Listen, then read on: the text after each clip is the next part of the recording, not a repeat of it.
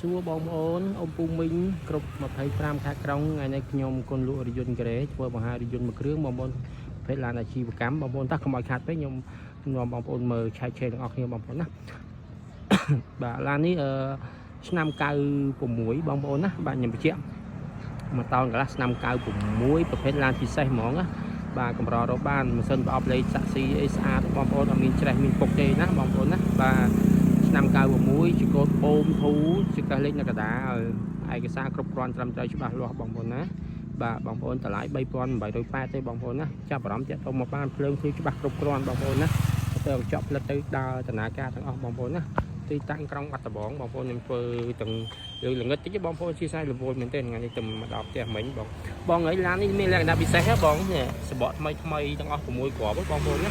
បាទមកតោកន្លះតោះយើងឆែកឆេរផ្នែកខាងក្នុងបងប្អូនគ្នាបងប្អូនខាងក្នុងស្អាតពូកទឹមដេឲ្យមួយឈុតបងប្អូនណាបាទពូកដេឲ្យមួយឈុតហើយចង្កឹះលេខនៅកណ្ដាលស្អាតមែនទេបងប្អូនណាខាងក្នុងតាប់រោលម៉ូមកសំរុំ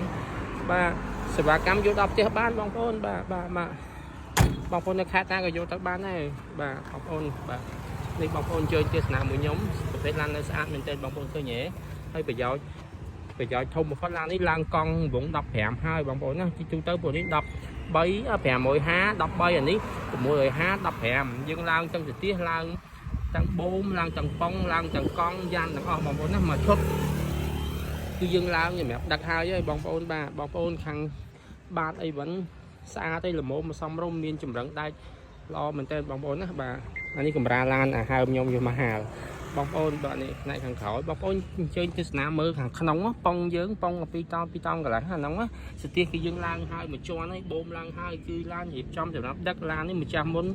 អ៊ំប្រុសហ្នឹងគាត់រៀបចំឡើងហើយក៏អត់បានដឹកអីវ៉ាន់ដែរទេបងប្អូនណាបាទអញ្ចឹងបងប្អូនយល់ទេចំណេញហ្មងនេះមានហឹបចាក់អីវ៉ាន់ទៀតបាទ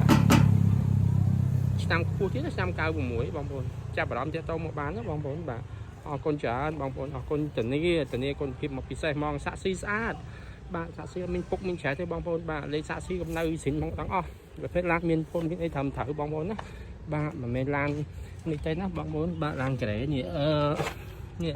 លេខសាក់ស៊ីផងមាននៅទាំងអស់បងប្អូនណាបាទអត់មាន